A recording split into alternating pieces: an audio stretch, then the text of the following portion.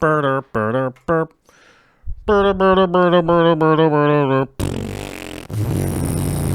that Alyssa likes Legos.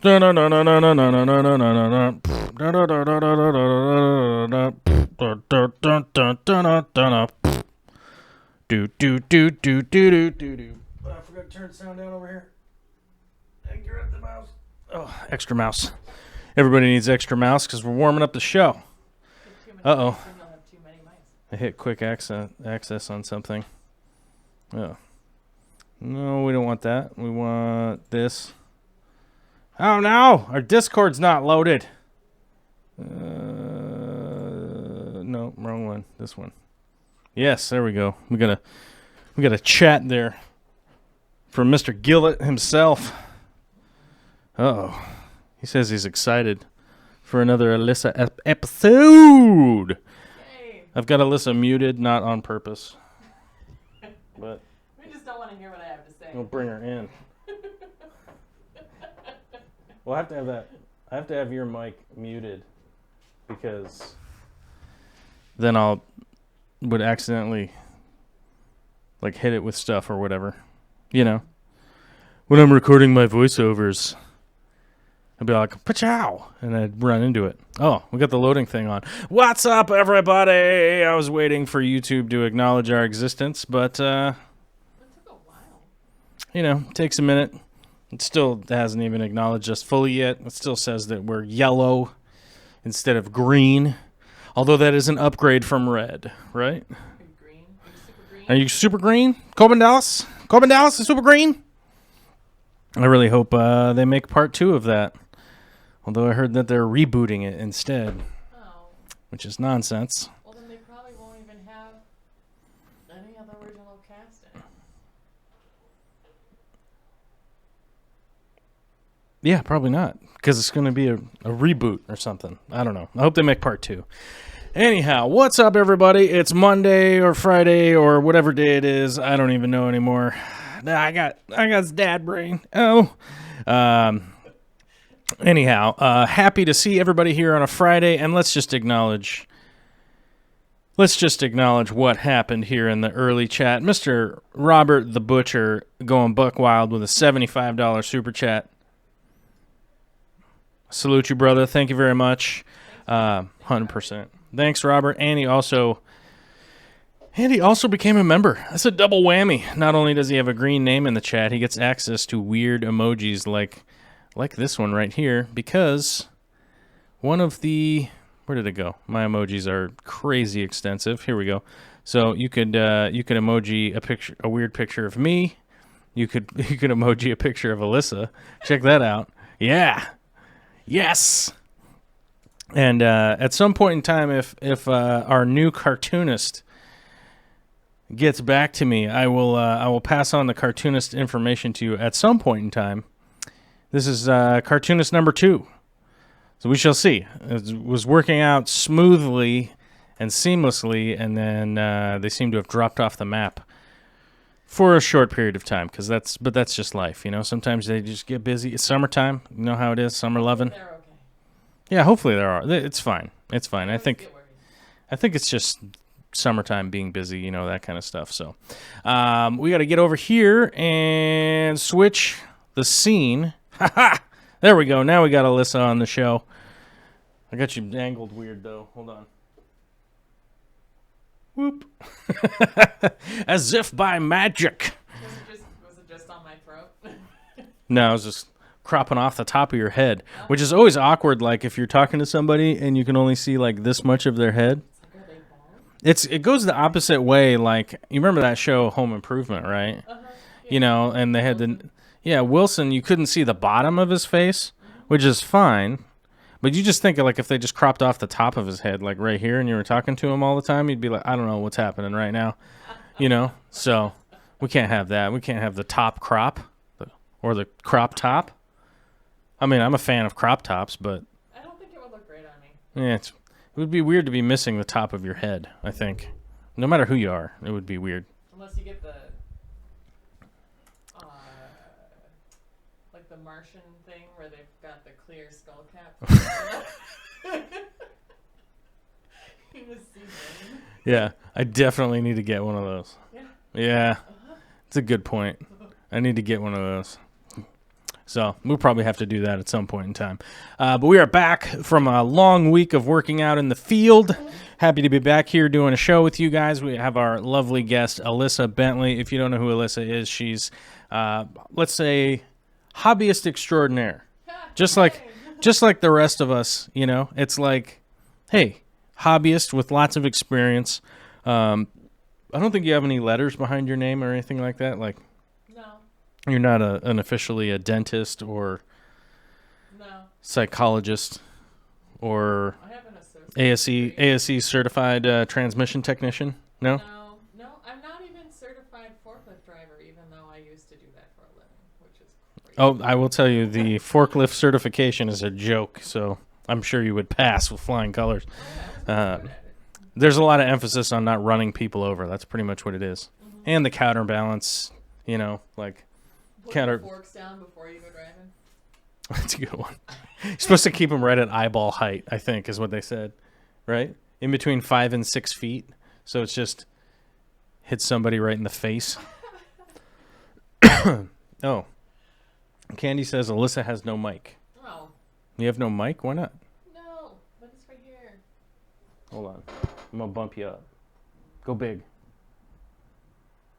Go big or go home? Oh, that's super loud.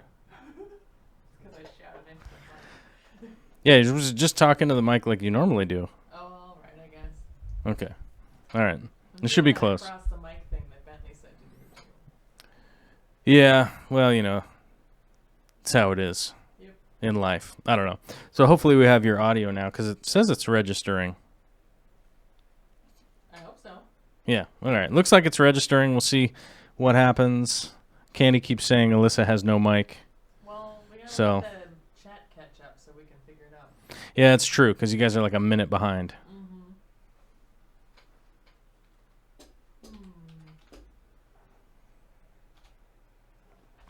But either way, New Mexico Aquatics says to hit that thumbs up button, which is so important these days in this world of the old YouTube. Might be? I don't know. It is, actually is. It's even more important. As we're released recently, the YouTube has released a report that shows you who has the notifications on, who has the notifications off, and who has it's like who has the notifications on or off, and You want to tell me to just yell? oh, I know what it is. I forgot to change the mic input. Is it the left and right? Yeah, it's the left and right thing. Okay, hold on a second, guys. We'll get back. I'll get back to saying nonsense about. Oh, I muted me. That's no good. I want the settings button over here. Sorry, they right before the show started. There we go. We want average left and right. That's what we want. There we go. So it should be good. It should be good after that. We want average left and right instead of copy left and right. There we go. Okay. So we should have both of them running and have audio from both. So sorry about that. Hopefully you could kind of hear Alyssa off in the distance while she was talking. Or just read her lips and be like, huh. I don't know. I'll just come up with a response with my brains. Okay. I got it. Purple buttercup? What? Yeah. Chester Copperpot. That's the guy. Watermelon? Do you remember who Chester Copperpot is? From, oh gosh. I should, and I Yeah, don't. you And should, now yeah. I feel very I want you to not think. smart. I want you to think about it for a second. But we were just talking about the YouTube stuff, so we got to get some of this YouTube nonsense out of the way. Sorry, guys, and you know I don't like to talk shop that much. People are texting me. Okay. Sing us a song. Sing us a so, song. You're the piano man. I wanted to show you guys, but I can't show you the YouTube stuff. But what I wanted to show you is the where do you go? Inbox. Oh no, that's the wrong thing. Library. Oh, well, they've changed my YouTube since earlier today. Let me reopen it. Subscriptions. There we go.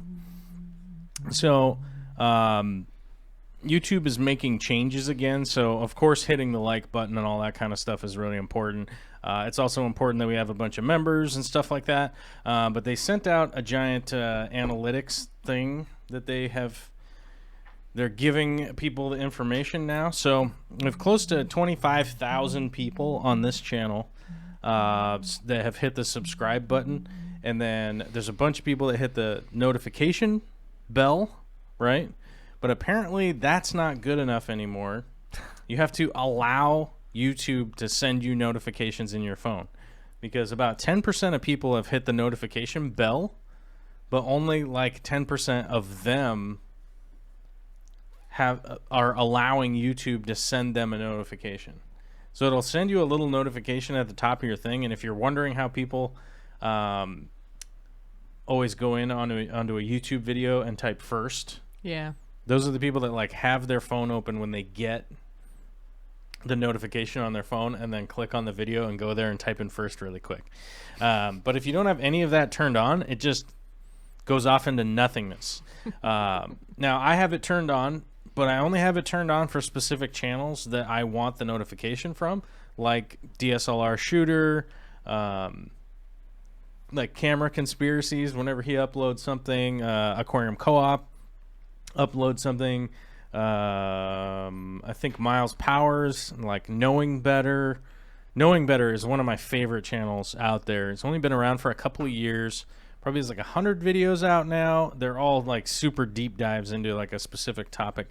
But those guys, I have those notifications that send me an actual notification when those guys go up. So if you're a fan of like this channel and you're like confused as to when the live streams and stuff go up, I would turn on and allow those notifications from some of the specific channels. Or maybe you don't like this channel and you're like, no, I don't want to do that. Totally cool too. But you got to turn that thing on so that you can actually get the notification these days. So hot tip for the 100 or so people that are in here right now. You know, hopefully that helps out and maybe explains something to you that basically what YouTube has done is they've kind of changed things. They're basically not sending out a notification if you don't allow it, if that makes sense.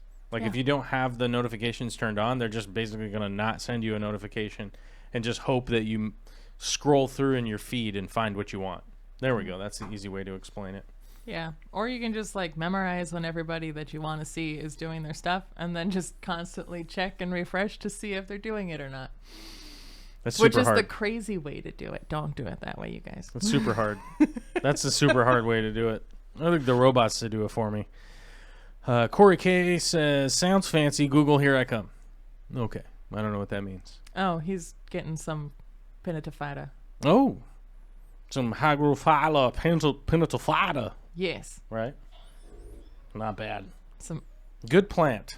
Yeah. From what I've gathered from a lot of conversations that are comments, maybe not conversations, but some emails amongst a bunch of comments too. Mostly comments. People are like, they can't grow it. Now here's the thing. A little bit of fertilizer, decent substrate, good light. CO2 seems to be the key with, because if you're kind of lacking in fertilizers, it doesn't mind that much. Maybe you have low light, it doesn't mind that much, but apparently CO2 deficiency is kind of big time, which I don't normally experience because I just have CO2 running to all my tanks already. Well, I find that so I've got it growing in 2 tanks. One of them I'm blasting it with light and fertilizers and CO2 and just all that stuff. Mm-hmm. And it's growing faster as one would expect. And it's getting those like cool purples and stuff in the leaves, and it's really cool. And then I have it in my crystal shrimp tank, which I do not specifically fertilize, and it also is covered with a thick blanket of Salvinia minima over the top. So it doesn't really get a lot of light, even though it's got a 3.0 over the top, and it's still growing. It's not dead. It just took a little while for it to figure out how to grow. Yeah, I was concerned because people were saying that it was dying for them. Mm-hmm. And I was like, I don't know. It seems to me like the one thread that I'm getting from the reports of people is that, like, well, I don't have any CO2. Like, okay, that might be the problem. It might seems to be the consistent thread of with people having the problem. Yeah, all it gets is, I mean, it does have the fluval shrimp stratum substrate that it's in, and then about once every 2 or 3 weeks, I'll take about half of the Salvinia minima and get rid of it, and just, let everything on the substrate actually start getting some light again, and then it grows back over and gets back into the dark. Yeah.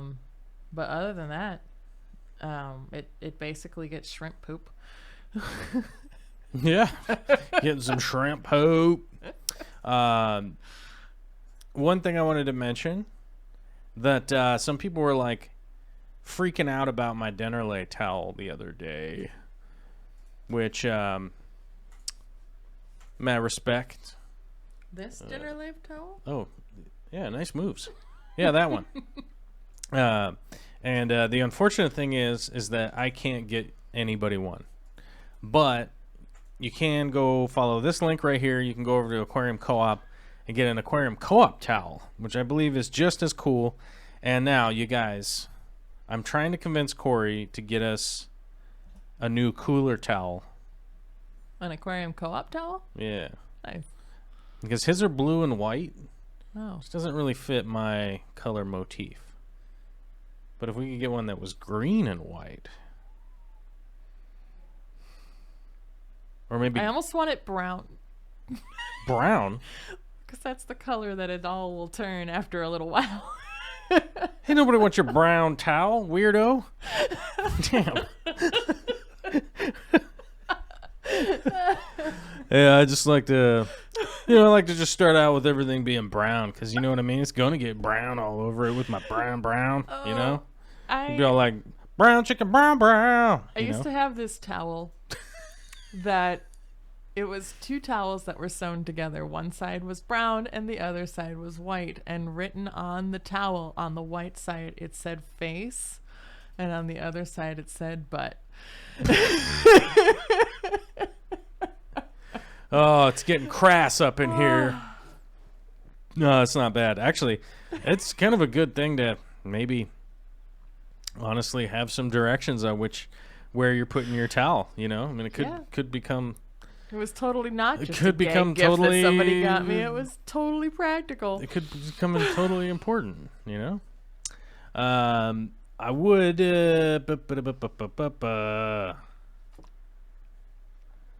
Let's see. And yesterday, I actually went, speaking of the Aquarium Co-op, because I had to go up there, because it's like the only place I know where to get some of this action right here, which is the Sarah ONIP tabs.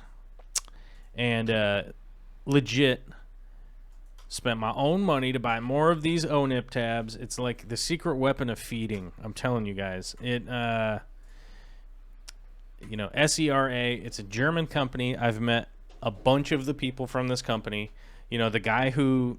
So, quick story. So, we were out at Interzoo and got to meet the guy who developed how they make their food. The method. Mm-hmm. So, he's like this crazy doctor science man, right? Don't know his name. Any of that stuff. Spoke only German. Did not. I think he said hello. And like nice to meet you or something. Along those lines. Nothing. It was like, this is the English that I know. I was like, yeah, I know it's nice to say hi. Kind of deal. Got to shake his hand. But he is the guy who actually invented the freeze dryer. Am I getting that right? It's not the dehydrator. It's freeze dried. So, like, freeze-dried food that you would take, like, camping with you, like freeze-dried dog food, like freeze-dried food, you know what I'm talking about? Like spaceman food? It's like spaceman food. It's essentially, like, dehydrated but doesn't lose any of the nutrition or whatnot, because you basically, dehydrated food loses a lot of its nutrition by becoming dehydrated. Right. Like, through that process of exsanguination. Because of the heat. Well, it's that light heat, but it's the air, the oxidization, and it's like you're essentially exsanguinating the food slowly, right? And that you'll actually lose some of the nutrition on that. You don't lose very much of the nutrition with the freeze drying process, which is super cool. And that's the guy who invented the freeze dryer. Like, actually works for Sarah Food Company, That is right? cool. And so that's how have always been able to make those ONIP tabs, because it's a whole bunch of different freeze-dried stuff, and then they pack it into that little tab, right? I still have not even used those. Oh, you haven't used them yet? No, I have so much food. So like so here's the deal. Like, the reason that I use these, and I'm gonna be honest with you, like, I was taking it for granted because I had one of the big bottles, so I had like the big 265 tabs, which lasted me a really long time. Because each tab is like yay big, and I think they make some bigger ones now. Like, maybe the spirulina ONIP tabs are bigger, but there's like spirulina ones that are designed for plecos and stuff like that. But I just use the regular ones. But they have, like, where's the list here? So it's like fish meal, krill, bloodworms, Gamaris, Tubifex, spirulina, sea algae, I don't know what that word is, cod liver oil, herbs, blah, blah, blah, blah, blah, blah, but some parsley, some other stuff. But there's basically like a bunch of different stuff in it that I would feed like individually, right? So like krill, bloodworms, fish meal, Tubifex, spirulina, like all that stuff. Like, I didn't really think about it. It's sort of like the one-stop fish food. Yeah. Most of that is stuff that I have frozen in little cubes in my Right. freezer right now. Right. So, Except for the spirulina. I personally, I was taking it for granted, and I ran out. And then I was like, I need to get more. And it's been like a week since I've had it. Like, I was run out for like a week, and I was like, damn, that's really my go-to fish food when I like don't want to be messing around, Like, Yeah. I just, you guys know I get up at 5 a.m. and I don't normally get to bed until 11 or midnight. And, a lot of times that meant I got home at like 10:30 p.m. Or 10 p.m. Then I have to offload all the tools out of my truck and all that kind of stuff, and then like feed the fish and blah, blah, blah, all that kind of stuff. Like, I don't have a ton of time on my hands. And I just realized like a bunch of my fish, like the bristlenose and stuff like that, breed just basically because I think I'm supplementing with the ONIP tabs enough that that's like taking them over the top to be able to be like, oh, we've got enough food here. Let's breed, bro, or lady, or whatever, however it goes, whichever way, Whoever's doing the talking. minus the pejorative or whatever. You know what I mean? Who's doing the talking, right? Let's go, other fish. Because it would be weird. I guess it would be weird for. I guess I would have been playing the female role there. Like, let's do some breeding, bruh. But then you don't want to like breed with your brother. But then again, they're fish. But I that's don't not think what they know. bruh means. That's not what bruh means. Yeah, bruh means like everybody, Like, hey. Oh, did I mention that? Like, I forgot. I thought I was gonna share that with you. Like, oh yeah, you're not on Facebook very much, so it's pretty rare that I ever would like share something with you on Facebook. But I'm sometimes there on was Facebook now. there I was started going more often. yeah, there was an article that somebody had posted. Yeah, I've noticed that you've been on more often. You're more social now. I know. We broke you out of your eggshell. You were living in an egg, like Mork Yes, Mork. like Mork. Yeah. Space aliens. Have you ever met any of these cocaine-fueled space aliens from the 70s? His name's Robin Williams, otherwise known as Mork. Now he has a sad. I love Robin Williams, but you guys know I've exposed many times, or I've espoused. Is that right? Is that the right word? Many times about my sadness of Robin Williams. I think it's espoused. Espoused? Espoused? I think it's a sound at the end. Okay. I've done it. But I'm from a different part of the country than you, so maybe I just say things different. Yeah, it could be. Very well. What the hell was we talking about? Oh, yeah. ONIP tabs are awesome. And, yeah, that's pretty much what it boils down to. So, yeah, buy them from Aquarium Co-op because it's been like a week I literally had to drive over there and get some and buy them with my own monies. I'm Cause planning on heading up there tomorrow, so maybe I'll just pick up. I could have got Corey to sponsor it and been like, give me free ONIP tabs. But I feel like they're just worth buying, you know? So I just bought them. Yeah. There's a lot of other fish food that I will remain nameless that I don't pay money for or would ever pay money for. But they'll remain nameless. No. Not to be throwing shade like some people were in the chat earlier today. Some people were trying to throw shade at Alyssa. Good luck. You got better luck throwing shade at me, and I don't care. As a matter of fact, I think it's funny. Alyssa's just like, huh? Somebody what now? Yeah, I just don't. I even just went notice. back to doing it. Just do it. I was like, oh, you're not even interested? Oh, okay. Yeah, I see how that goes. Let me see. Let's turn on our thing because today's our Friday show, which on a Friday, what happened? We get to do the Patreon question. Yeah, we get to do Patreon questions, and by happenstance, Alyssa is the first one that we're going to... That's because I posted during the live stream. We're stream give an last Friday. Oh, that's smart. Yeah, if you want to be first to next week's show, you have to post during the current show. Ooh. It was specifically what happened was I was really frustrated. I was going to do stuff during the show.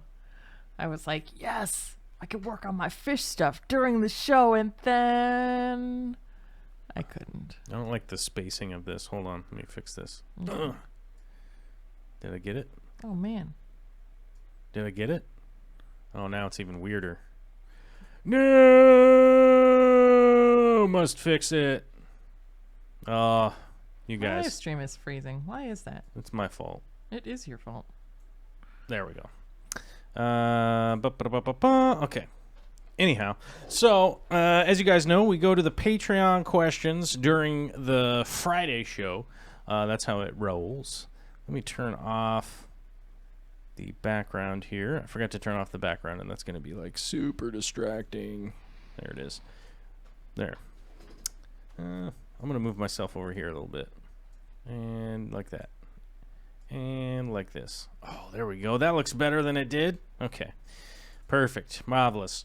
Anyhow, Alyssa was the first one to post last week during the show. As you can see right here, we got a timestamp, 4:01 p.m. on June the 7th, which was during the show last week. So, very sneaky maneuver. And you guys will see as we go along here, and do the... what am I doing? There we go. As we go along on the Patreon here, we answer the questions and things that are going on. And I hit this little heart button right here so people know I'm hitting the heart button. And if maybe they forgot and they're like, oh, I wasn't there for the Friday show. Did you talk about my thing when it went on? They get that little notification and they would know at 3:30 my time, whatever time it is for you. It would have been like, oh, Joel hit the like button on your thing, so that at the very least, they could go back later and be like, oh, hey, they were talking about my thing at 3:30. You know, hey, so we're learning as we go here, and that's just something that naturally evolved and has worked out pretty well, I think, in my opinion. But Alyssa sent this in right here, which is she bought the wrong size rack for her tanks. It was the saddest thing ever. Which is... I mean, it's not that uncommon. Like, this has happened plenty of times, I think, in the world. But I was looking at this, and I do realize that, like, I think you have the outside measurement of the tank, right? And then you have the outside measurement of the rack. Yep. It's exactly because it looks same. like it lines up. Like, this is as wide as this, and you're like, oh, if this is 24 inches, I don't know what it is, but it doesn't matter. Like if this is 24 inches, and like, oh, the rack's 24 inches side to side, I was going to fit. And then you're like, oh, damn, the shelves aren't that big, though. Right. Oops. But luckily, the storage unit that I have attached to my new place is really big. And now that rack that doesn't fit my fish tanks holds all the camping equipment and other stuff. So oh, the gear in your new storage place. Heck yeah. Or your new apartment. Mm-hmm. Well, that's fancy. I was only imagining how expensive it was going to be to send that dang thing back. I was like, no, it was free shipping getting it out here. I'm not going to spend $150 to ship this 100-pound thing back to... I think I would just order another one. I did. And I Yeah. got it, and now the tanks are up on it, but they're not full of water yet. How much was this rack? This one was $150. Oh, okay. But then the one that I got that's the right size, that's bigger and heavier, was $125. That's weird. Yep. I got it from a different supplier. And I got a discount on it Oh, for yeah? using Google Express Pay. Oh. Mm-hmm. Google Express Pay.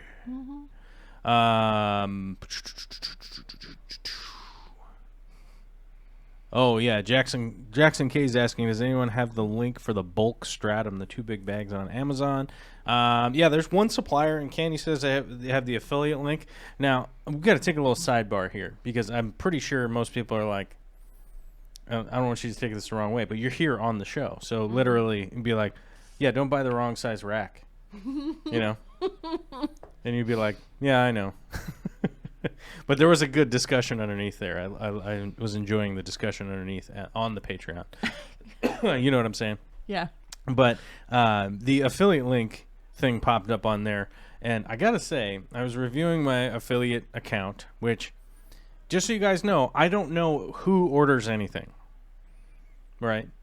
I have no idea who orders what, where it goes, any of that kind of stuff. I don't know where it's going to land. I don't have anybody's name. I don't have anybody's information. The analytics that it gives me tells me how many of what thing was ordered. So if there was like one of a thing that was ordered, then I can click on it and find out what it is. Mm-hmm. And we've been waiting a long time because there's been a lot of weird things that have been ordered Do you have a list? under the affiliate. And somebody topped it. Uh-oh. They went to the top. They went all the way to the top of that which you can't even post onto YouTube. There's a doll of sorts. Oh, no. Thank you for your patronage. I didn't know you could get one of those on Amazon. You know what? Here's the thing. Neither did I. Of which, I was like, man, it would be super funny to figure out a way to talk about this and post exactly what it was. But I'm pretty sure it's just an immediate demonetization right there. You know what I mean? Like, they're just like, yeah, you can't, no. You know, you can't, no, nope. You got to get out of here. So, but let's just say it was a doll of sorts for entertainment purposes. I was quite shocked. That's the new top. There's the new top of the list. No, dude. All dolls are creepy. All of them. All the time. I don't care. I gotta show this one to Alyssa because she'll be like, "Oh, that's even creepier than I had imagined." Because it was creepier than I had imagined. So, but funny story. But either way, hey, feel free to order stuff on Amazon because you know I might make 50 cents off of whatever weird nonsense you're ordering off of there. And let's be honest here. I didn't post any dolls in my in my online influencer store or whatever the heck they call it. Mm-hmm. So that's just goes to show you that, you know, if people go on there and they're just buying whatever, hey, maybe it's 50 cents to this guy over here, you know, Yeah. from over here. It helps people be able to, you know, continue to watch you make crazy nonsense on the Making crazy nonsense. That's maybe right. on the TV. Maybe you put this up on your television. I don't know. I don't judge. Do you even? Maybe you order a 60-inch TV off of Amazon and then you put this guy onto it. Or Electronics are wait, no you're good. this guy onto it. Oh, hey, yes, smart. Yeah, it was pretty. It was pretty much the weirdest affiliate link purchase. But I've seen TVs on there and stuff before. That seems pretty normal. You know what I mean? Like people would order, like I've ordered monitors off of Amazon. You know, it's not that weird because you get a good warranty. Yeah. Like if it's screwed up or something, you can just mail it back. So I don't know. It's a good. I just was trying to figure out a good way to tell that story without it being too weird, especially like me sitting in here by myself like, hey guys, somebody ordered something weird off my Amazon. Welcome to the internet, weirdos. Mm-hmm. Yeah, so it was pretty funny. But hey, you know, I appreciate it that when people are getting to work on their Amazon purchases and they're thinking, hey, I think about my old buddy Joel over here, you know? Yeah. Be like, hey, you know, it might take me an extra 30 seconds to order, but that's worth it, right? Yeah. And you might even talk about your weird purchases on the show. You never know. And then you get a laugh later. Maybe that's the thing that you like. Maybe that's the thing that you're into. I'm unsure. I don't judge. Well, But sometimes I do. as we move along here, back to the people of the Patreon. Sorry, guys, I'm kind of dying today. I've been working and sawing and sanding a lot of wood, and I've been coughing, and it's been driving me nuts. But Did you not wear a mask? I wear a mask, but yeah, life's not a perfect place. Life's an imperfect place, my friends. Truth. It's work-related coughing. I probably have asbestos in my lungs or something. Oh. What's that? that's lovely. Mesothelioma? Isn't that what that's called? Yes, I think. actually. But Lexi V sent this in. She's got new plants and wood added to the tank. Trying out Bacopa on there on the left and more Anubias varieties since that's all my tank wants to grow. And by the way, yes, that is exactly how you kind of do that. There's a lot of times where you got to adapt whatever your Planet Aquarium is going to be to what's working for you. You know what I mean? Mm-hmm. Like if you're in Oklahoma, for instance, and you're like, I've got this like super hard water coming out of the tap. I don't know, maybe grow stuff that likes super hard water coming out of the tap. And it like doesn't Vallisneria like super hard water? Mm-hmm. And then things that come from Africa, like maybe what are they called? Anubiases and things of that nature. But my Anubiases seem to do okay. Spotted Congo puffers. Yes. Yeah. They're But so yeah. derpy. So, you know, a good example would be all of the Anubias varieties. You know, if you are kind of battling with sort of higher content water and stuff like that, but you definitely don't want to like go against what your water is and be like, I'm fighting constantly to try and keep a healthy environment for everything. And Oh, I don't know. I do that. when you're just trying to do your water changes and stuff. But it's kind of easy because I start from nothing, so all I have to do is add stuff. Well, yeah, but that's what I'm saying. Like, you don't want to be trying to strip the water down to RO Right. and then build it back up. You know what I mean? Although I do that for my crystal shrimp. What are you doing for your crystal shrimp?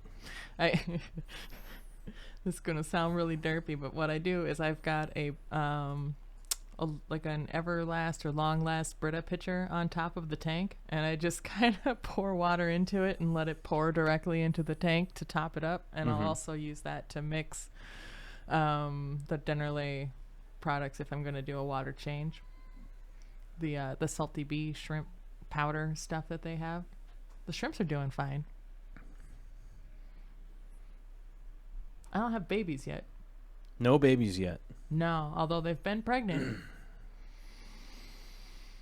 Have you magnified? Me babies. Have you magnifying glass spied for the babies yet? No. They're really small. Well, but I've also haven't seen like an overpopulation. Or a growing population. Yeah.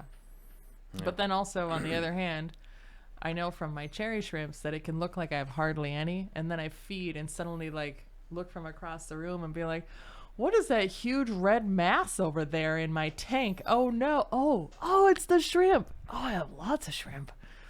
Yeah. Oh, there's lots in here. Oh, you were all hiding. Huh. Like, not unlike this shrimp right here in the picture from Lexi. So, Lexi had a hitchhiker. This guy and an orange buddy rode in on my plants. This one is a snowball. Which is crazy. You got little shrimps just showing up in your tank because you added some plants. That's adorable. Isn't it? Mm-hmm. It's pretty I love good, getting right? random stuff. That's how I got Corey's. Oh, that makes sense. Yeah, that makes too much sense. Yeah. You just like drop plants in there a couple weeks later. Like, Hey, what where the these heck is fish come that? from, guys? Somebody playing tricks on me? That's not a pleco. That's pretty funny. Why Crazy with the $5 super chat is asking, speaking of, can you recommend a strong ready-made rack for the DIY incapable? worry-free and not ugly. Sorry, I forgot to make it to Patreon on time. Well, you don't have to apologize for not making it to Patreon, you guys. That's totally totes cool. Where did my I mean, that really depends on what I you have to consider find- ugly. Let me find the let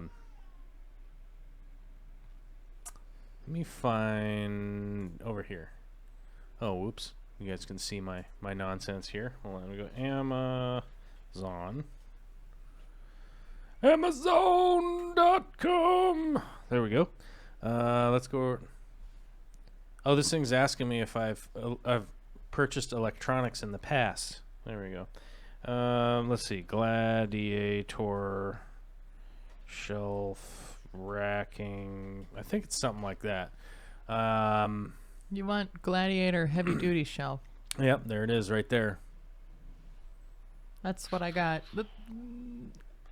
The main thing is that it does say Gladiator on it. Yeah. So, I mean, Here it's it not is. like beautiful or shiny with diamonds or whatever, but if you really want, you can glue diamonds to it. Here's the link right here. Paste. Kapow. There we go. And now we got to go back to what we were doing over here. Like that. Yes. There we go. You guys get to see what I do have to do in the background while I'm hunting around on the internet and finding stuff for you guys. But normally you guys don't get to see it. How cool is that? I should have just, hey, Alyssa, just start screaming and making crazy, wave your hands around all crazy. Oh, gosh. You're distracted. Okay, yeah, see? Seamlessly. Here's the Amazon link for that rack, buddy. Yeah. You were distracted Yes. by the ninja moves. Hold on, I gotta hit the heart button here because James sent this in. It works You on guys the know cat. James Leiser has been around for a long time. Honestly, awesome guy and mad props, James, because this is what I call a positive progress report. Because look at this. I don't know how far apart this is, but he says, after watching the show for a year and a half, I was finally brave enough to give CO2 a try. It is amazing what a difference it makes. Plants are still converting, but I am amazed at the Ludwigia repens. Yeah, it's like this is a perfect example right here of A and B, right? So we've got, let me line this thing up. There we go. We've got without CO2 and a guy who knows. I mean, I'm not going to claim that James knows everything about everything or anything like that, but he's a guy who, you know, he understands what's going on. You know, he clearly has the definite thought process to be able to, like, you know, write emails and stuff like, you know what I'm saying? Like, he seems like a reasonably smart individual. Maybe he does know everything about everything. But I'm just saying he doesn't know everything about everything, but he had not ever gotten into just taking the leap to do some CO2. And I think it has to be at least 7 years ago now that I was uploading the, what do you call them? I was doing the Versus tanks, which was like a tank, I was doing the aragonite tanks is what I was doing. Mm-hmm. You know, I was testing whether or not you could grow plants in just like the hardest hard water, hard substrate. Aragonite was the substrate, you know. Yeah. And just seeing and like just running the pH super high, buffering the water all nuts and everything like that. And I will tell you guys that the one big mitigating factor with that was that if you had CO2, the plants will just figure it out, more or less, you know. If there is no CO2 in there, you end up into just real struggle city. And, you know, if you kind of look at the science side of it, it starts to make sense once you start to think that, like, well, let's give it the human comparison, right? So let's say your immune system is all depleted, everything is going poorly for you, you're just really poor health. What do? They put you on oxygen. Right. So they give you a higher level of oxygen, makes it a little easier for your body to, you know, produce more red blood cells. You're able to just have a little bit higher energy level, stuff like that. Same kind of thing for plants, but with CO2 because they're photosynthesizing. They're not animals like we are. Mm-hmm. They're not animals like we are. We's a bunch of animals, bruh. And since they're doing that, you give them the CO2, you give them that opportunity to like, well, here's the nutrients we got here. Let's just use them the best we can. Yeah. And even if there's a little bit of deficiency in the water with the exact nutrients they need, the CO2 can just allow them to just utilize whatever it is that is possible for them to utilize, right? Yeah. Pretty cool, right? Yeah. CO2 is cool. Yeah. I always kind of drift off into thinking about how we even got free floating oxygen in the first place on the planet billions of years ago from essentially cyanobacteria and a zolifern just sucking it all in. Did you say CO2. Billions of years ago? And billions and billions? The Earth is flat, and it was created 6,000 years ago? 5,000 years. Yeah. Okay. Last week. Right. So. Mm-hmm.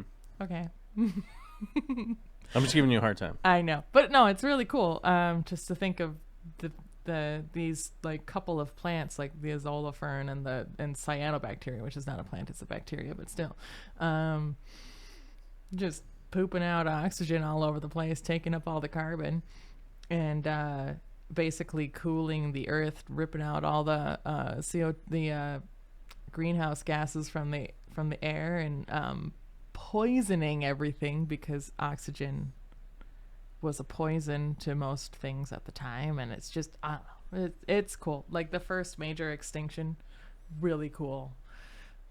It is cool. Mm-hmm. Yeah. And when oxygen was like, well, and it's like people always ask like, why were the dinosaurs so big? And it's like because the oxygen level was way higher than it is now. Because I believe now, we've looked this up before a few times. I think oxygen is only 17% of our air. Yeah, that's also why the bugs are so small and bug sizes or insect size is capped. But at the time, and we used to have Arthropleura was this like 3 meter long millipede basically. I mean, just imagine a freaking millipede running around that you could almost ride. What's a meter? It's a unit of measurement. Is that like liter of cola? Hey man, you buy cola in 2-liter bottles. You got liter of cola? Do I got that here? All right. Anyway, moving your on. Science break for the day. Yeah. Hey man, I dig science. My big problem is that like I hate being super inaccurate or even inaccurate at all. Yeah. Which is why people, they'll ask me, science questions and stuff like that. And I try to just ballpark it a little bit for them just to give them kind of the idea where to go. Because it gets really screwball when, like, let's say I said that oxygen was like 17%. I think that's right. But. And then someone comes around and says, no, it was 16.38. Yeah. And it's like, it's 17.8, 17.5. Oh, it's 18. And you'd be like, all right, man. Which, like, I love to go into the science stuff, but I like to be more having my notes to reference numbers and stuff so that I don't. And I don't also want to accidentally misinform somebody. That's true. Just because, we've got hundreds of people watching right now. It's live. It's going to exist forever. I'm operating the computer. I'm talking to you. I'm making sure that this is working, that's working. You know what I mean? Like, and I'm just going to put that caveat out there that I have not personally been to either pole and done any ice coring and studied any of the makeup of ancient glacial ice or anything like that. I have done none of that at all. I've looked into it a lot. Yeah, because it's I've looked cool into and it a lot National because it's Geographic awesome. is fantastic. Well, like one of my ex was in the geology and volcanology doctorate course or whatever for years and years. So we were definitely going over a lot of that geology and the evolution and stuff for a very long time. So, but yeah, I'm definitely interested in that stuff. But I try to help keep it in, I guess, layman's terms is sort of the word.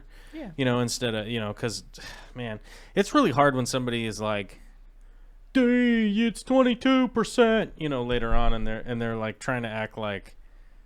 Because I think one of the sad things about the internet now is like if you don't like somebody, people think that it's okay to just like go way over the line. Mm-hmm. And I've even seen it in person from being somebody that's online and then meeting people from online.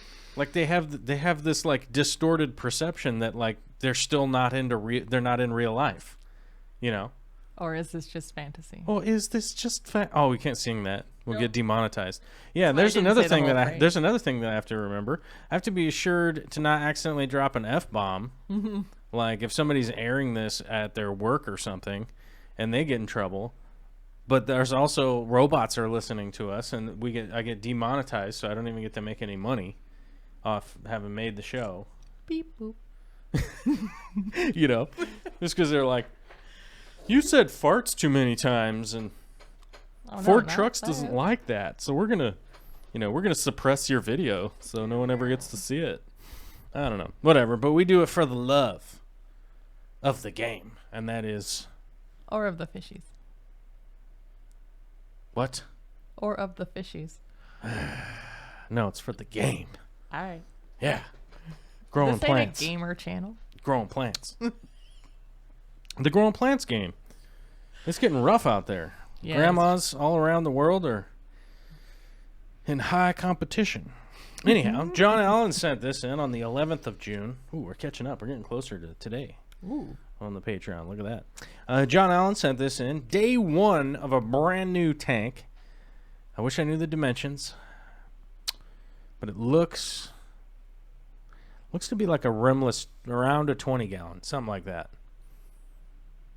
Is that Because a cube? this little pump right here.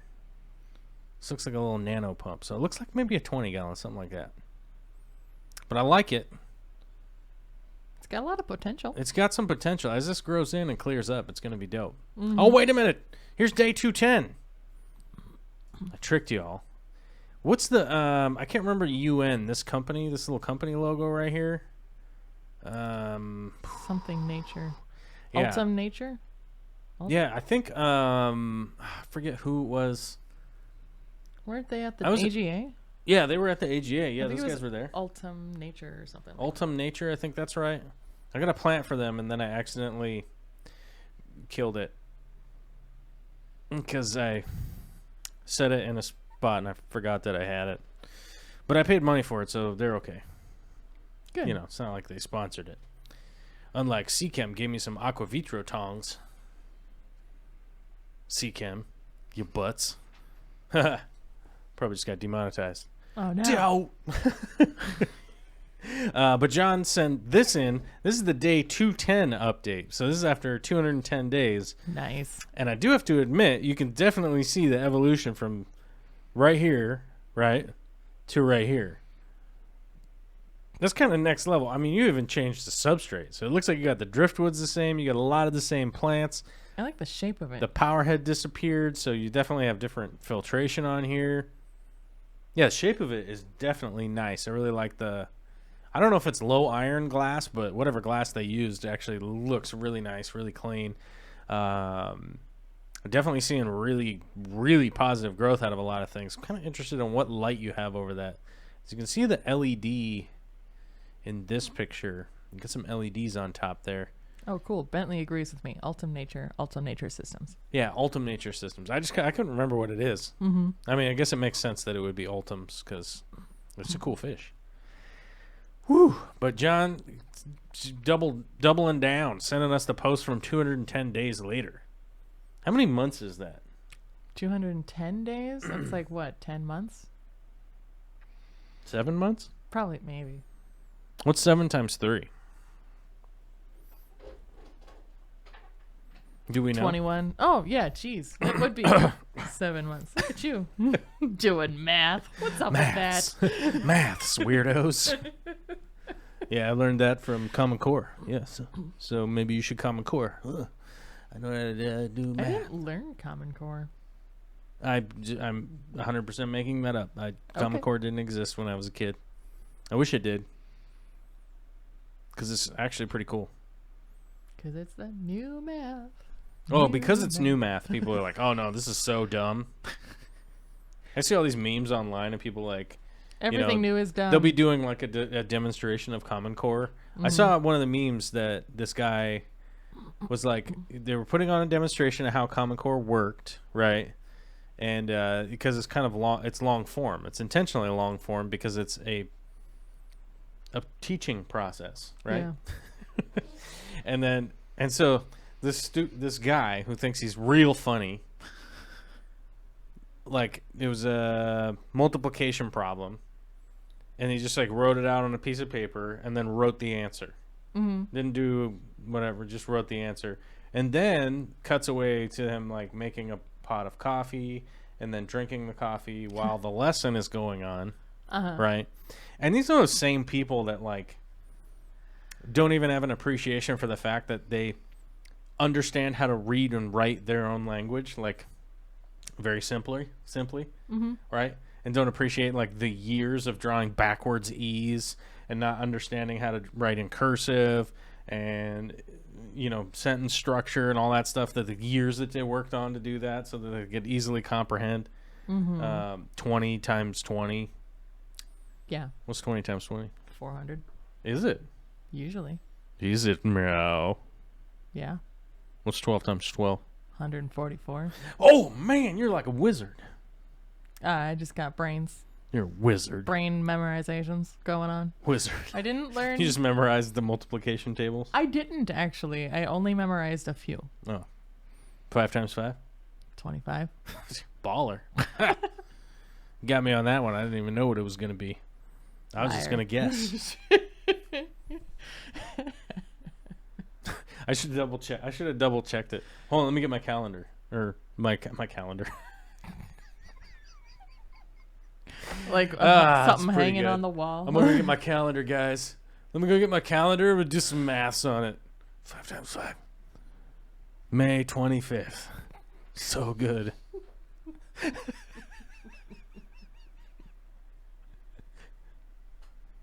Right? It's pretty good, right? Maths. Oh, Maths, man. everybody.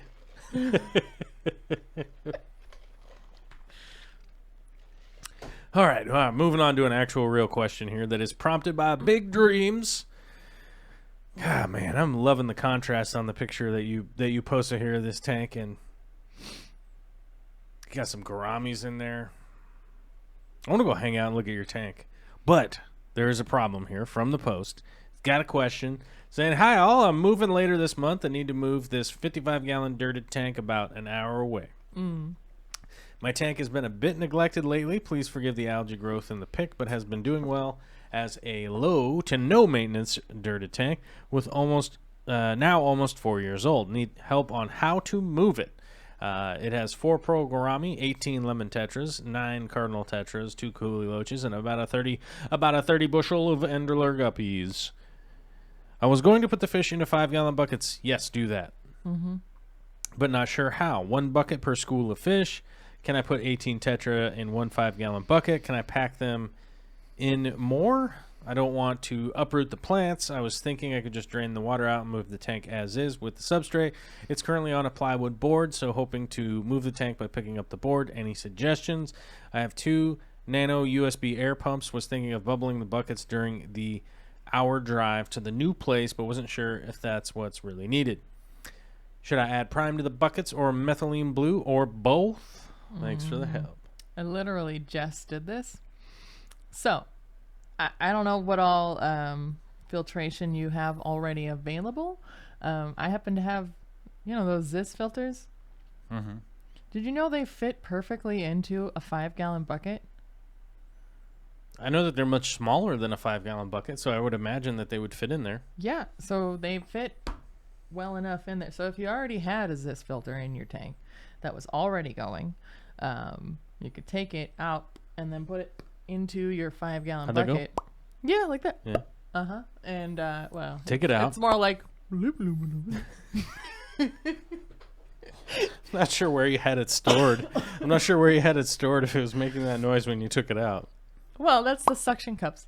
Oh, that's the suction cup. Oh, smart. It's more like, because there's 5 or 4.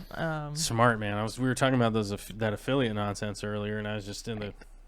But anyways, so then you just put your fish into that 5-gallon bucket, and then they'll be like, "Oh man, there's not as much water as usual, but at least we got this filter." And then you can run it with like a battery-powered air pump of some sort that you might possibly already have. And The battery pack with the USB nano pumps. and if you're really, really cool about it, you can drill a little hole in the top of your bucket lid. You get the bucket with the lid, and you can run your air line through that hole in the top so that they're getting air in while you're going, and they'll be fine. You don't have to add prime to the bucket. I wouldn't add methylene blue, honestly, unless like you got there and then there was an issue, but they're only going to be in the bucket for an hour. It's not a big deal. It's not a big deal. I always try to remind people that like these fish have been bagged up and put into a box and shipped. Oftentimes like 1,000 miles, you know, and so overseas, you know, if you're you know, if you're really caring about these fish, you put in an air bubbler, you're putting them all into a bucket. Now the one thing I would be worried about is with the fish that you have here, and the only thing that I would do is take the pearl gourami and put them in their own bucket. Like the tetras, the cardinal tetras, the Corydorus, the Cooley loaches, and the Endler guppies, those guys can all just go into one bucket. right? The problem I would have is that the gouramis would probably get a little bit stressed out and probably attack some of the smaller fish, Right. just because of territorial, blah, blah, blah, whatever. Like gouramis have a tendency to do that. Like when they get a little bit stressed out, they just get a little violent, you know? They're kind They of, are anabantoids. yeah, yeah. So Well, yeah, and they get But that little then, on the other extra hand- oxygen because they're breathing air while the other fish are getting, right. they're getting choked out. And so with anabantids, anabantoids, Anabantoids, right? I don't know. I think it's anabantids, such as bettas and gouramis and whatnot. Labyrinth. I like to go to the dollar store Dollar store. and pick up those like lidded Tupperware things, the ones that you would normally dispose of after using them once or Right. twice. I just went to the one near my house, near my old place, and picked up. They had these ones that have like a steamer top, so you can pop it, and then it has like a hole in the top, kind of like those old Betta cups that you can get at PetSmart if you go there. And just put them in that individually and stacked them up and put them into a different bucket to carry them a little bit more easily, and just brought them that way. And they are my two bettas are currently waiting on the counter in my new place, waiting for me to set up the tank for them. Oh, Yeah.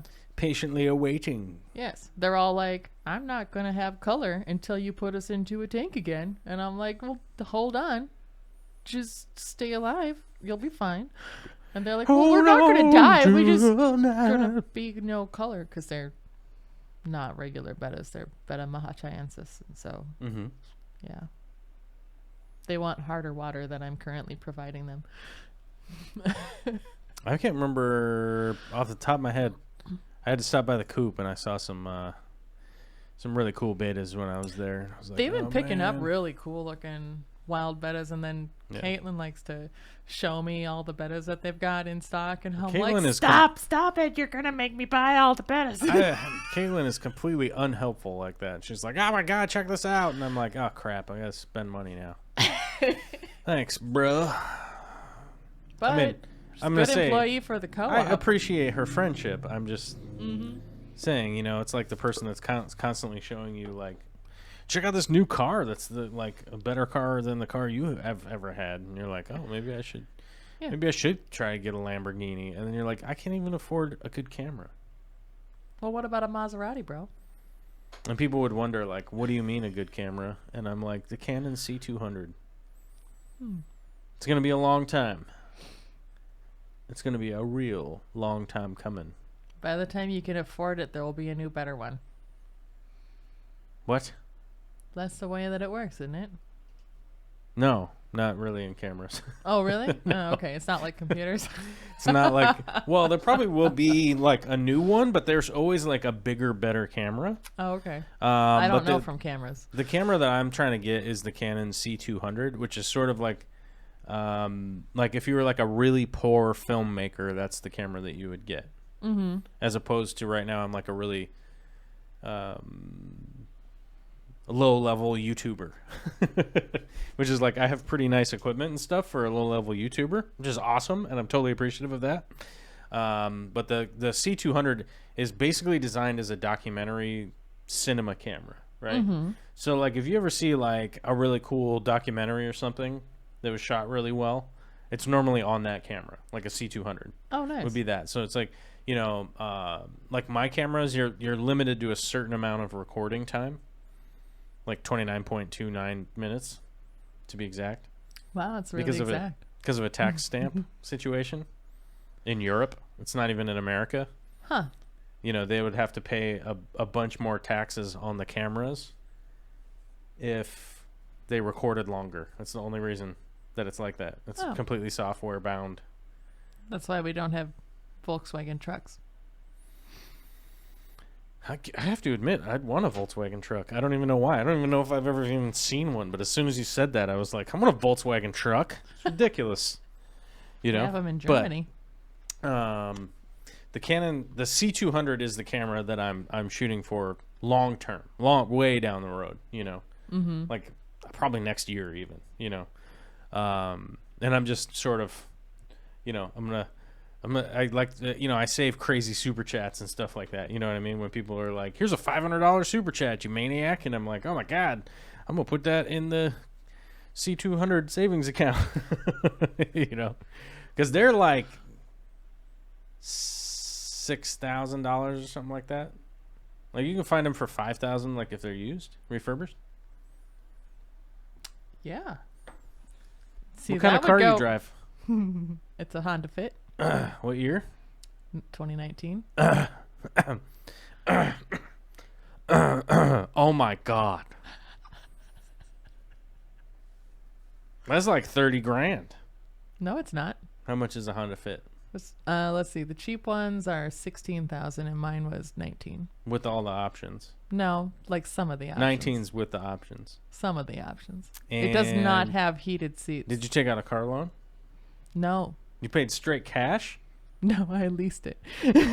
You're on a lease? I'm on a lease because it gives me a bunch of weird free options. And also it makes more sense with my taxes. Oh my god. No, but it's okay. I'm going to buy straight cash when I'm done. I'm gonna die. Don't die. You're leasing your car? Oh, you're gonna buy it out at the end. Yeah.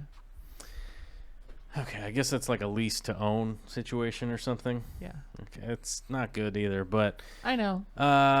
So 20 grand at the very least, plus so 19 grand.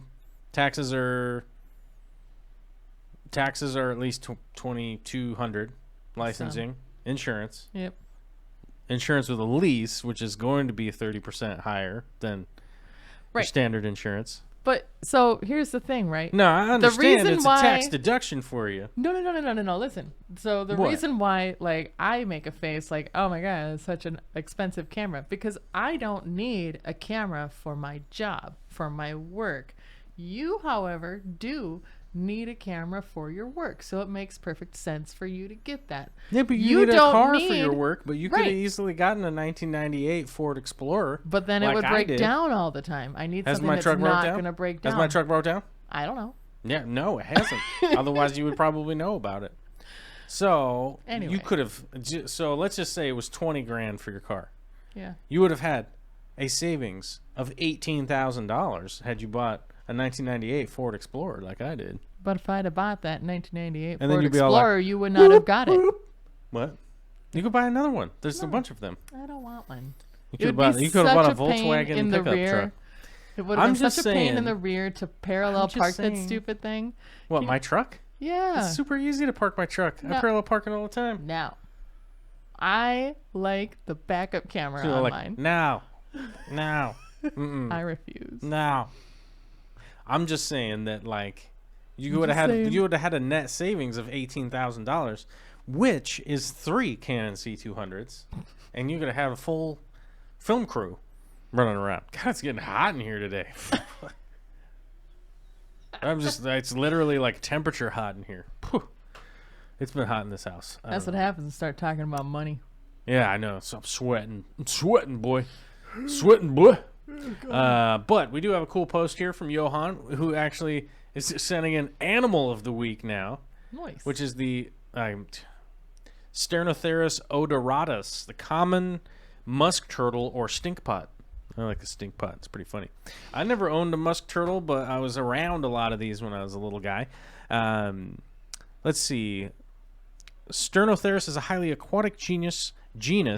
The habitat includes any kind of permanent body of water, like shallow streams, ponds, rivers, or clear water lakes, as it is rare to find the turtles there. And it is rare to find the turtles elsewhere. I'm awesome at reading today, guys. Sorry. The common musk turtle is a relatively small turtle with an average length of 3 what? to 5 inches.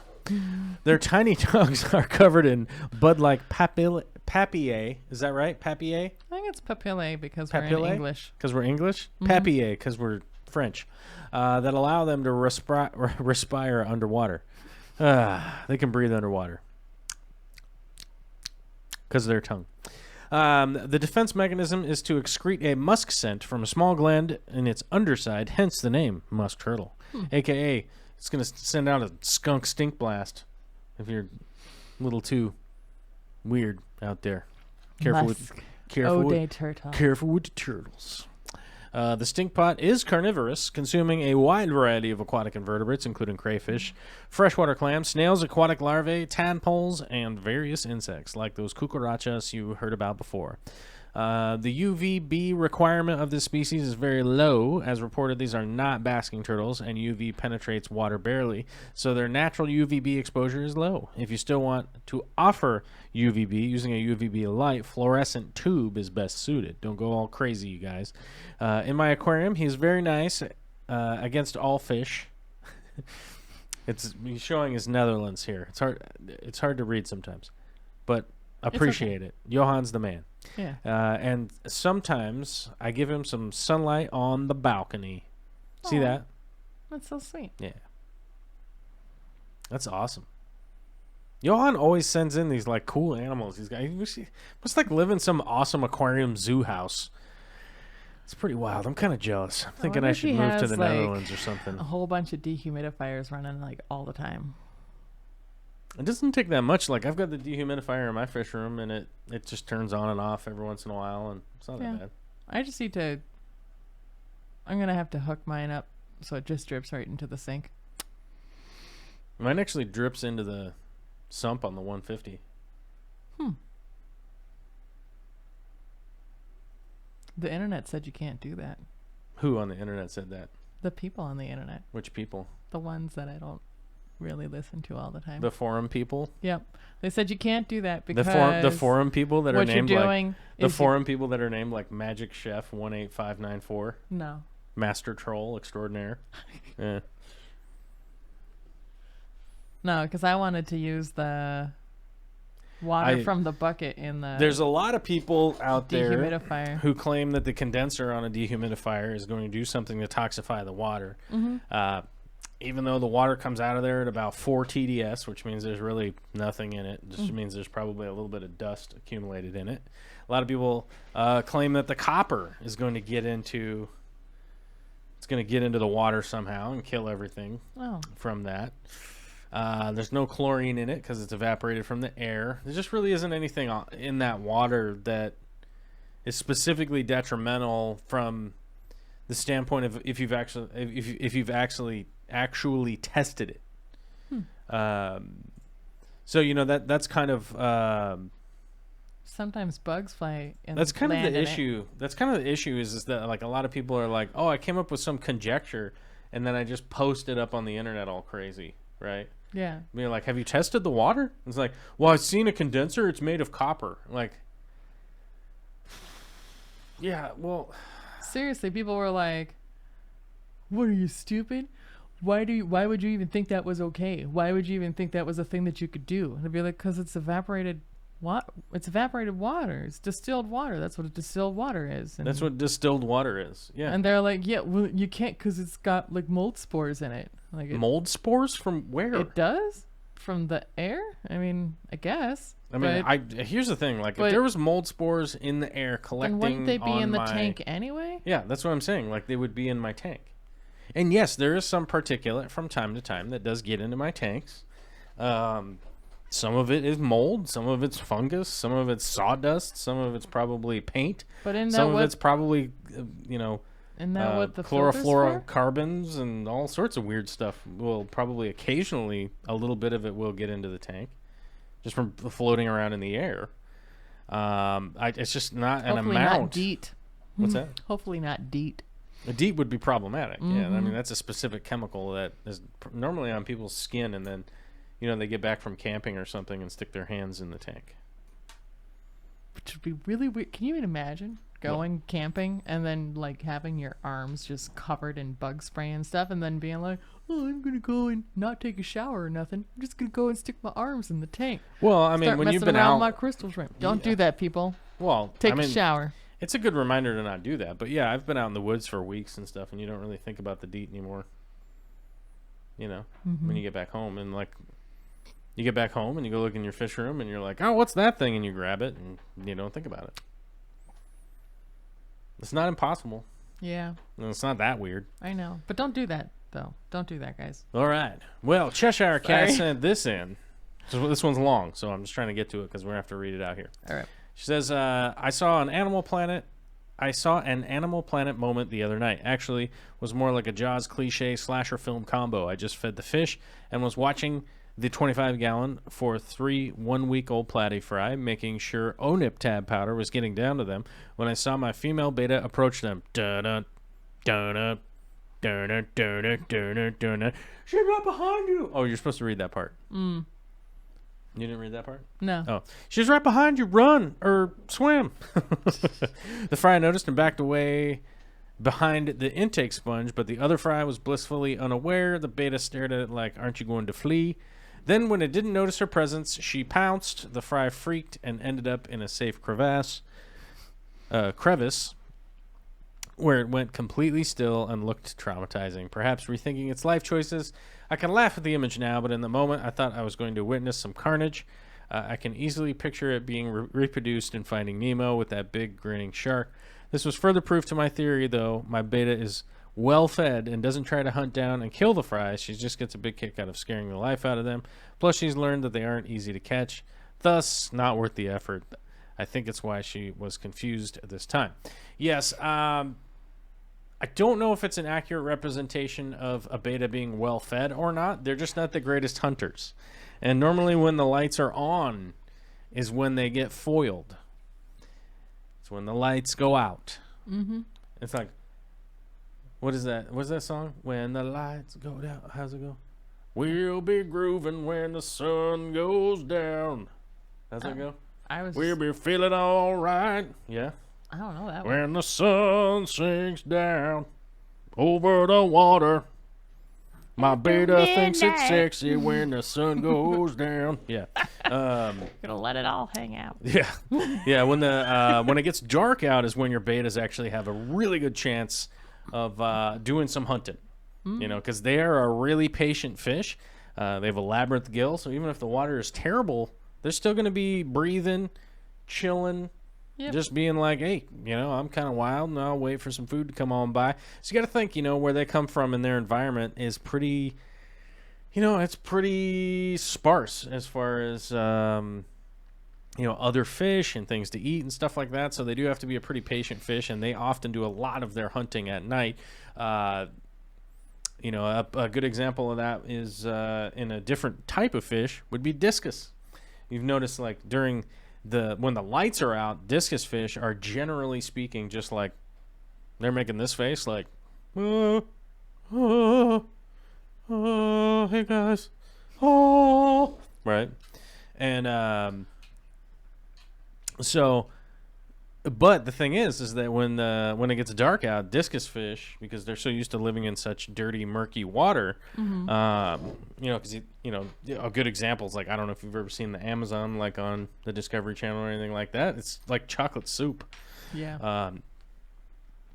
So it's it's one of those things that they the sun goes down and they're used to living in that chocolate soup water, it's a real good time for them to go hunting because they're kind of going slow, and then they'll pounce when it's time. So you can see them do it during the day, and other fish and shrimp and stuff like that can see them do it during the day. Shrimp stand a better chance because of their feelers and whatnot. Like they have a better perception of like, oh, something's right over there right now. Like, and they're used to being hunted. You know what I mean? Fish fry aren't, in my opinion, and it's just kind of my opinion, they aren't in tune as much with the fact that something could be actively hunting them. Right. Yeah, you know what I mean, right? Yeah. But the betta fish, they can strike at night when those other things aren't paying attention, and then it's like squadoosh. Do you want to read this next one? I could try. It's from Ricky Tan, aka Ricardo Santiago. I'm gonna be banning people from chat. Cool. Let's see. Ricky Tan from Ricardo Santiago says, stocking at 55 gallons. So last week, you were wondering about the stocking in my 55. Well, I have 3 coolie loaches, 7 panda cories, 1 hillstream loach, 1 otto, I had 5 before passed, 1 albino bristlenose pleco, he's small, just 1.5 inches, 12 neon tetras, 2 glow light tetras, 2 pea puffers, which will get their own tank soon, 1 male blue marble beta, 1 female blue marble beta, and about 15 to 20 guppies, which are getting their own tank, so they were an accident, lol. 2, I'm going to say knee-right snails, and a bunch of pond snails for the puffers. Too much? Just about right? Okay, let's see. Hillstream loaches. That's all. Okay, so a lot of this is really small. 55 gallons, pretty big. Bristlenose, he's gonna get kind of big, but keep up on your water changes and he'll be fine. Your pea puffers and your guppies are all going into the tank. How are your bettas going? How are your bettas getting along? I'm always curious. 1 female and 1 male. I mean, it is a really big tank, but do we have a picture on that? No. Oh, maybe up here. Maybe? Nope. Nope. No pictures. Okay. I thought there was a picture. Oh well, that's okay. I'm just curious how that's working for you. Honestly, I mean, it should be fine. I don't see anything particularly wrong with it. I usually just go with whether it looks crowded.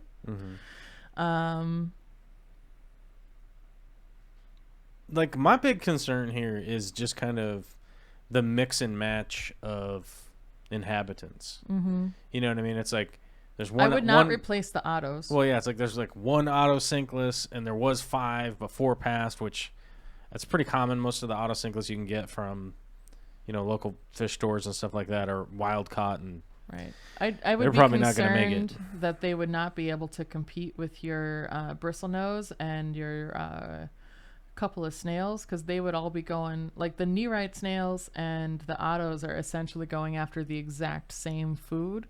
And then your auto by himself, he's gonna be, I mean, like, he doesn't have the same ability that the knee-right snails do to just kind of like chill out for a while and calm down and wait for food to grow back. That's true. Like my knee-right snails have discovered that if they wait until the water has evaporated a little bit, they can go above the water line and start eating the dried duckweed off the side of the tank, which is pretty funny. They all do that now, like all of a sudden. And that is weird. I'm like, did you guys have a conference? But also they're like all about 5 years old now too, which is really crazy. I thought they would have clearly all been dead by now because I haven't been paying attention, and they're in 75-gallon tanks, so it's easy for them to hide. Then all of a sudden they start popping up above the edge of the water. And I'm like, well, I didn't even think you guys would still be alive. How you doing? And yet there they are. Yeah, how you doing, little guys? Nice to see you. Like, hey, little buddies, how you doing? Y'all are doing great. And then it's like a bunch of pond snails for the puffers. You know, the Nerite snails would be fine with the puffers. I don't think the puffers will ever eat those. No, those are like little rocks. And then a bunch of pond snails would just fine. I mean, my only thing is just like, I don't see an advantage to having a male and a female beta unless you're going to breed them in the same tank.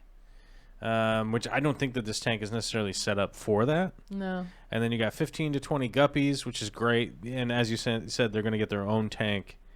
Yeah, and they were an accident. So I think what I would do is, like, if this was my tank, I would take one of the males or the female betas out just because, like, there's no real advantage to having both of them together in one tank unless you're breeding them. You know, like if... You know, unless you want them to be breeding and stuff like that. And honestly, I don't think a 55-gallon is what you want to be breeding in. I always had the most success breeding them in, 20-gallon longs were always kind of my favorite, or 5-gallon buckets. Those are always a definite go-to for sure. So I used the 20 longs a lot because I had probably 100 of them. I mean, probably 50 of them easily. Yeah. But yeah, I used those a lot, and 5-gallon buckets to actually actively breed them. But I never kept them all in the same tank unless I was breeding them, because you're just kind of bringing stress to either of them. Mm-hmm. Just because it's like, oh hey, it's like having a male and a female teenager and just like lock them in a room and be like, yeah, it's fine For now. And they might end up breeding, and they might end up stabbing each other. Yeah. One throwing the other one out the window. I'd guess the female would throw the male out the window because I'm just that kind of guy. I'm progressive like that, right? Hashtag. Is that what that is? Hashtag feminism, female beta fish, right? And then I would just focus on keeping. Like I would just work on getting the same tetras in there, right? Is there one type of tetras or two types of tetras? Yeah. There's two different types. Two different types of tetras, which is understandable. I know that happens.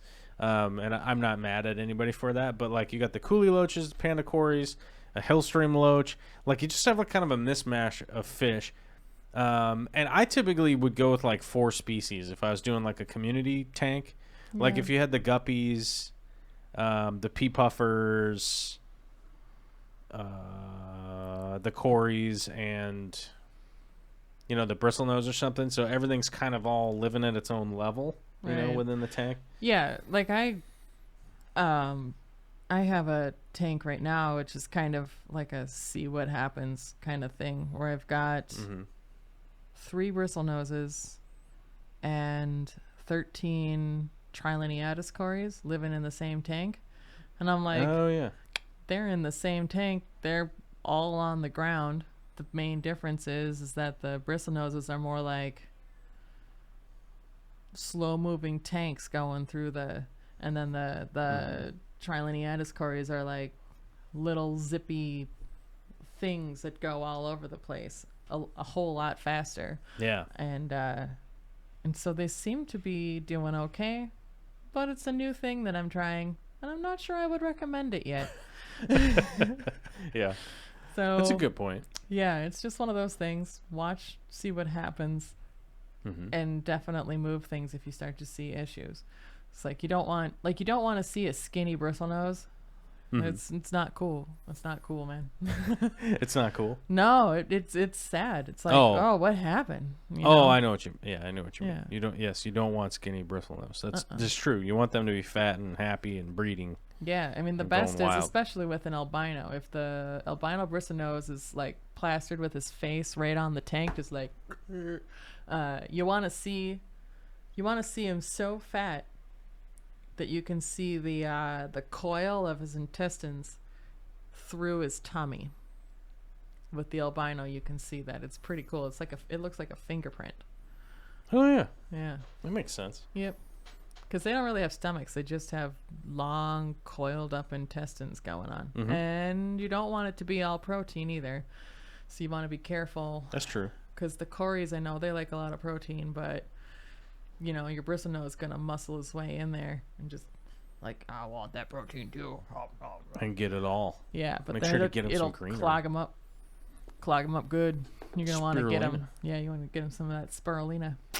Some peas. Yeah, Some green beans. green beans for sure. Why did I say peas? I mean green beans is what I was. Yeah, because Trying to everybody say. always does peas like for bettas and stuff. Yeah. It's like a go-to for Mhm. anybody that eats little pelleted foods. But anyway, that's just my recommendation. I would look and see. You don't really, you know, you just want your surface people, or your surface fish, your mid fish, and your bottom fish, and you know, learn the rules, then learn to break them. Yeah, that's a good point. Full Moon Aquatics from the chat says, my dragon is home. His daughter wants to take us. I'm not sure who your dragon is, but I'm assuming it's your spouse. His daughter wants to take us up us to an escape room for Father's Day, and my family wants to go to Golden Corral. Must go find something stronger than coffee. Oh, take it easy on the hard drinking this weekend out there for Father's Day, you weirdos.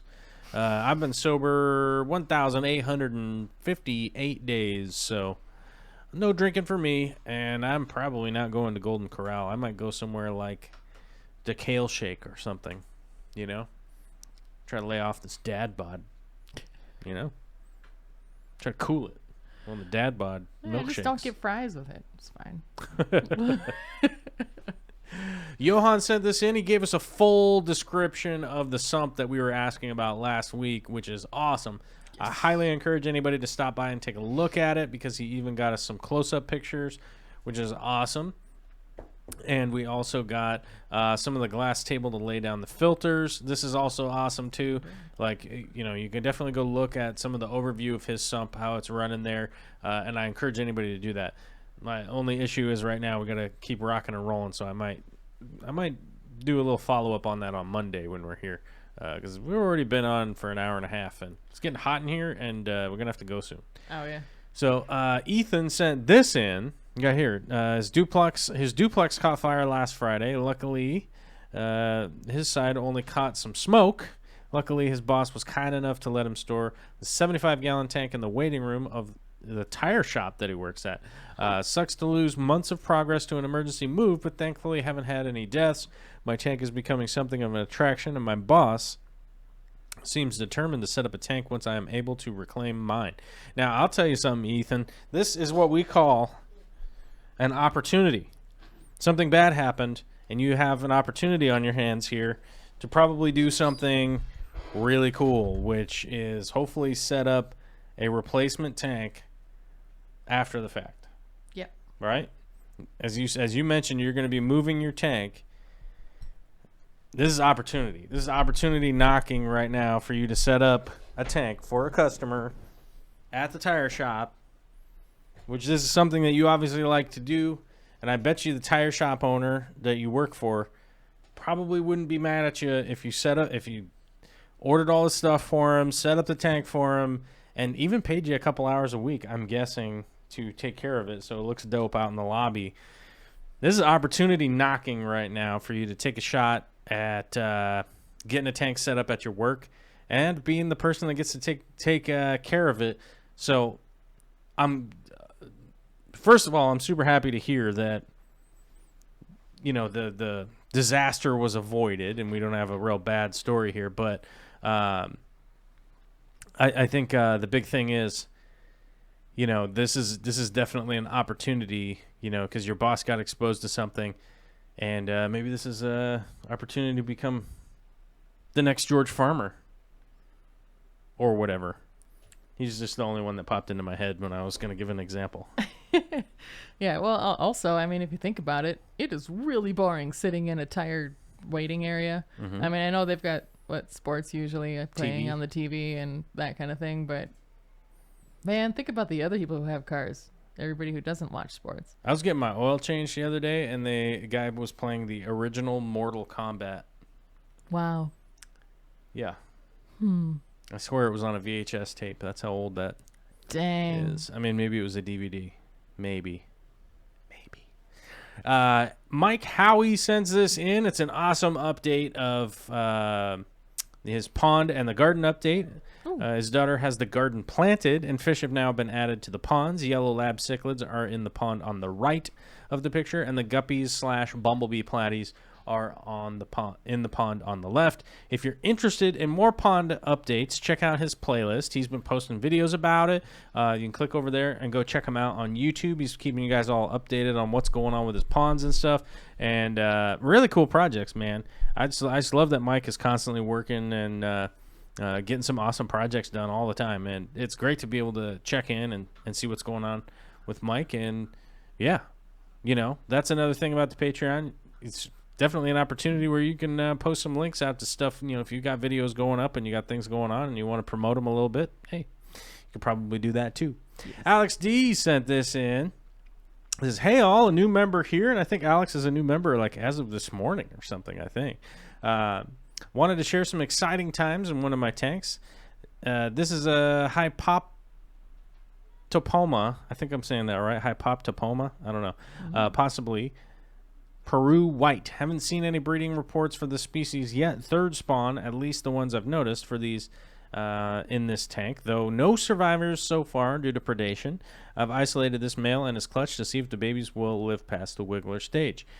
It'll be interesting to see their development, especially on the dietary requirements, mirrors that of the parents, who completely ignore any prepared food and seem to to rely purely on biofilm / wood grazing.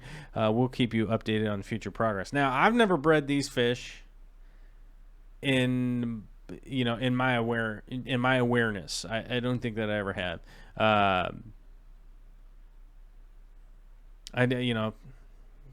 I've never bred them, I don't think. Unless I know him by a different name. Seems doubtful, though. But, yeah, anything even related to a suckermouth ancestress, any of these guys, you definitely want to have wood, biofilm, all that kind of stuff in place.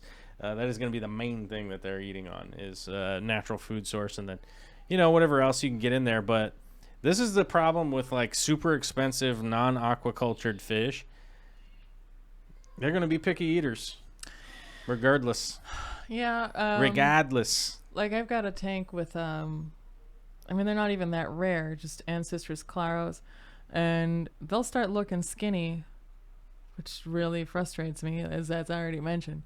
And I end up having to put, tank water in shallow pans outside where it can get sunlight and with rocks in it, and then wait for them to grow algae, and then put that in the tank. And if I do that for a little while, they'll start eating that and they'll plump up a little bit.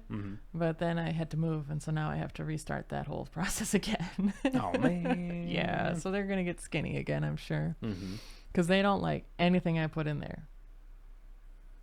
They're like my cat. They won't eat anything but, like, actual freaking algae from outside. Yeah, that's a good point. We got a post here from Preston John, the aka Paid in Full. Get it? Paid in Full Aquatics. The female is the big one. The male is the small one. They are both full grown. That's the Scutideni, Scootin' Fruity Puffers, and gives you a good idea right there. Just the big difference. What happened? There we go. The big difference between the male and the female when they're fully grown, and it just gives you an idea of what's going on there. The female's definitely female dominant. She's a monster. She's so much bigger. She's like 3 times the size of the male. But if you guys are hyper interested and need to know more about the Scootin' Fruity Puffers, Preston has a ton of experience with them and can probably give you some help on, maybe you have some questions or something like that. He can definitely give you some kind of answers, and the Patreon's a great spot to do it because chances are there'll be other people on the Patreon that get to read your comments and questions and find out what's happening. And then, we can just keep sharing the information around with the people that need it, and we'll let them know what's happening. Cheshire Cat back again from the earlier post today too, and we got 2 from Cheshire Cat. She got some boosts for getting what kind. Says, my aquariums and plants need help. This will be the first post of several. First up, this boost plant. I've had it for about 3 months now. Question mark. I don't know. Have you had it for 3 months now? I assume so. Okay. All right. Yes, Seems you like did. you've had it for 3 about months, 3 months. it's been. It started off well and eventually got holes and looked chewed a bit, so I moved it from the 7-gallon to the 25 in case that had any differences. It's been a month or two, and I don't think that it has. I'm not sure what's going on with it. Should I plant it? I've tried a few times, but it doesn't improve. Plus, the shape makes it hard for me to plant it and have it stay. All my aquariums get easy green, usually weekly with water changes. Any suggestions would be helpful because this little plant doesn't like having holes and looking like it's been chewed on. First things first, I would find out who's chewing on it. There's a possibility that something is chewing on it. Although it does look from the picture here that this might be when you got it. Looks like when you got it, it was sprouted, and that's where it should be. Essentially, should be growing from this end. I mean, this is obviously the clipping of the rhizome is headed all in this direction. Should be growing from over here. Old leaves are often, dying off leaves and stuff like that. I almost always will pinch them off, but it doesn't look like you have that much new growth to be replacing it. So I would almost be worried if you might have some kind of fungus, maybe something that actually is chewing on the leaves, something like that. I'll say this, that with all the fish and stuff that I have in the 150, the best spot for a boost is a place that doesn't have a lot of direct light. That's going to be helpful. Allow it to kind of stretch its legs and allow itself to get going. You know what I mean? Like kind of stretch out and kind of stretch for some light. And otherwise it just gets coated in, it normally gets coated in algae, and eventually it'll just kind of kill its own leaves off. But that would be kind of my recommendation. Just keep going with what you're going. But boost grows so slowly that it, it grows so slowly that when you make changes to it, like you have to wait a really long time before you get any kind of information about whether or not whatever you changed is working or not. But on your next post here, the Cryptocorini wendetii, right, is a great example of what, that's a quick growing plant that's going to give you an idea of what's going on pretty quickly. So if you have these in the same tank, this is one that can give you a good indication of what's happening. They grow quickly. I mean, relatively quickly. Yes, so compared to boost for sure. Yes, compared to boost. Sorry. Crypts grow fast. Don't tell me they don't grow fast. I mean, relatively quickly. Well, yeah, it doesn't take months for them to grow 3 leaves like a boost does. Right. Or the stupid flame sword, which I'm going to stab. I'm going to punch it in its head. Hit that like button, subscribe button. Bleh. Right. Oh, sorry. Sorry, the YouTube came out of me. I'm sorry. But here we go. Well, what do you got? What do you got, Alyssa? I got to find a thing. Hold on. Oh, gosh. You mean about boost plants? Yeah. Where's my little... I got to find my chart picture. I don't have as much... Somebody knocking on the door? No, it's just the people in the other room playing. No, I mean like the front door. That's what it sounded like. Oh, well, maybe, but you got people right next to that front door, so they should be fine. I assume if they start yelling, then it's not fine. And we'll go out there and we'll fix the problem. If they're murderers, I'm going to be very upset. Yes. So would I. Wouldn't we? Yeah, so I'm not any kind of boost expert. I just got some boosters. Well, no, I've had some boosts. So I find that boost works best if you completely ignore the heck out of it. This is not the right picture. Like I shove it into the back of a tank and I just forget about it. And then later I'm like, oh man, I swear this only had 2 leaves on it when I put it in here. And now there's like 10 leaves. Uh-huh. But other than that, other than just ignoring it and completely neglecting it by letting Salvinia cover over the top of the tank and completely almost black it out entirely and then not do anything else to help it, I wouldn't know any of the specifics. Here it is. Aha. Now here is the quick reference chart that I always recommend to everybody. because this is one that I have found to be accurate as all get out, and it's super easy to find.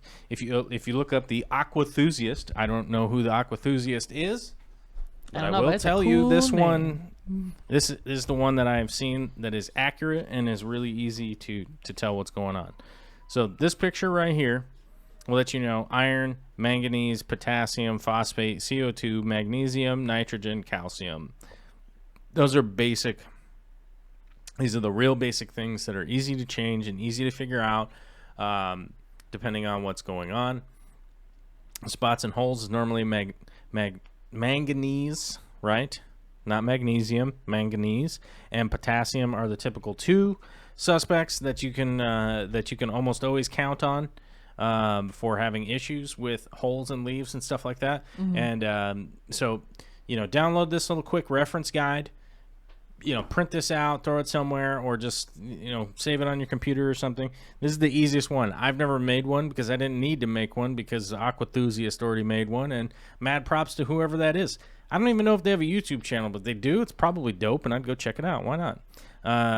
But yeah, I'm not associated with those guys, but if that's the issue, so then you can change your dosing depending on looking at that guide to see what's going on.